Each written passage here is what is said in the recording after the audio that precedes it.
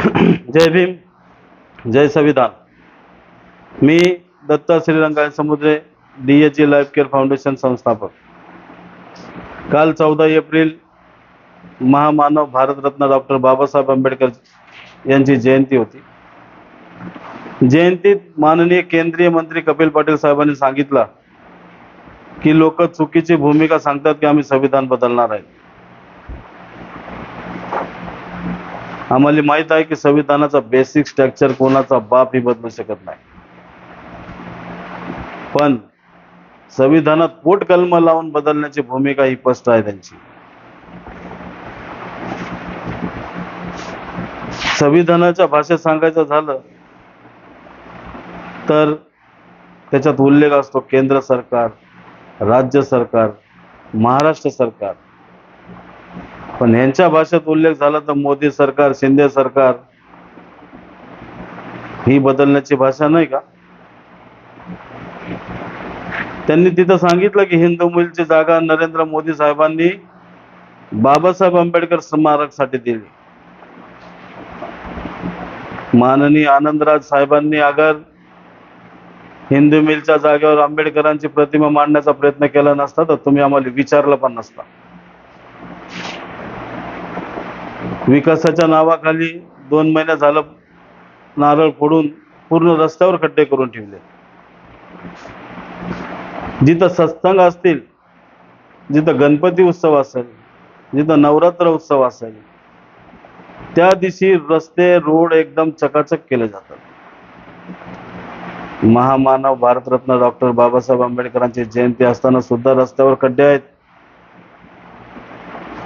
आमच्या महिला, आमचे बालक खड्ड्यात पडली, पण तुमचा विकास सुरूच आहे. इलेक्शनच्या 2 महिना पहिला विकासाची कामं डिक्लेअर झालेली आहेत पब्लिकला दाखवायसाठी. संकेत भोसलेचं हत्याकांड झालं, माननीय कपिल पाटील साहेब रस्त्याची ओपनिंग करत होते पण तिथं भेट दिली नाही. श्रमिक नगरचं बुद्ध विहार तुटलं गेलं, अजून बनत आहे. भैयासाहेब आंबेडकर नगर ते BNN कॉलेजच्या पाठीमागून आम्ही गेले 2 वर्षापासून पूर्ण दलित वस्ती रस्त्याची मागणी करताय. माननीय आमदार महेशजी चौगुले साहेब, संतोष शेट्टी साहेब यांना आम्ही निवेदन पण दिली, पण अजून त्याच्यावर निर्णय नाही.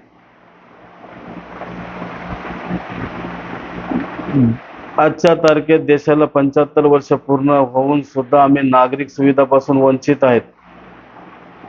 आम्ही माणूस मेला तर झोळीत आणतात, ही परिस्थिती भैयासाहेब आंबेडकर नगरची आहे.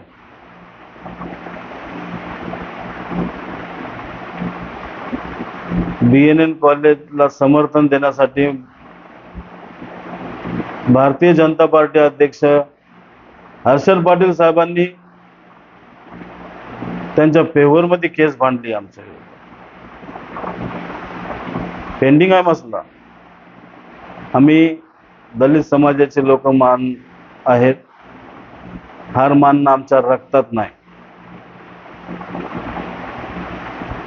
आम्ही रस्त्याची मागणी वारंवार करतोय, कारण आमच्या मुलांचा आणि दलित बांधवांचा त्या भविष्याचा प्रश्न आहे. हे विकासाच्या नावावर झासा देण्याचं काम हे सरकार करत आहे. हे संविधान बदलण्याचा 100% कट राहणार यांचा. संविधानाच्या मुद्द्यावर बोलायचं झालं तर यांनी आमच्याशी बोलावा, आम्ही तिथं यायला तयार आहे. त्या दलित वस्तीच्या नावावर जी कामं केलीत आणि सगळ्यांना चॉकलेट दिलं त्यांनी सांगावं, आम्ही ती दाखवायला तयार आहे. माझं एकच म्हणणं आहे की येणाऱ्या काळात लोकसभेचं इलेक्शन आहे.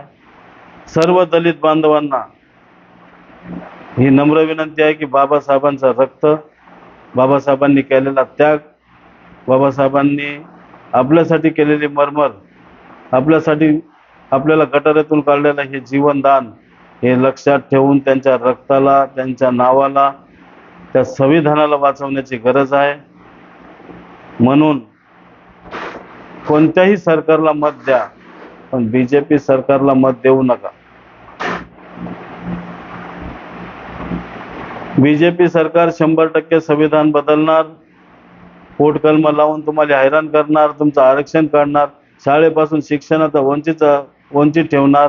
कारण तुमची मुलं शिकली नाहीत तर अडाणी राहिली तर ह्यांच्या वापरात येतील. म्हणून सर्व दलित बांधवांना, भिवंडीतील नाही तर महाराष्ट्रातील दलित बांधवांना ही नम्र विनंती आहे की बीजेपी सरकार सोडून कोणत्याही सरकारला मत द्या, त्याला परखा की तो बाबासाहेबांना मानणार आहे का, दलित बांधवांना इज्जत देणार आहे का, दलित बांधवाच्या सुखादुखात उतरणार आहे का. अशा लोकांना वोट द्या, तर तुमच्या आमच्या हक्काचा, अधिकाराचा हनन होणार नाही आणि संविधान सुरक्षित राहील.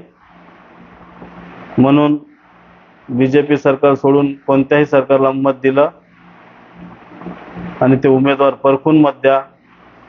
मताचा अधिकार आहे. डॉक्टर बाबासाहेब आंबेडकरांनी आपल्याला राजा बनवलंय.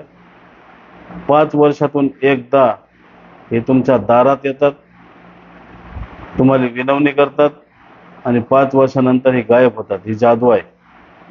म्हणून तुमच्या मताचा पुरेपूर वापर करा, चांगल्यासाठी करा, हक्कासाठी करा, अधिकारासाठी करा आणि भारताचं संविधान वाचवण्यासाठी करा.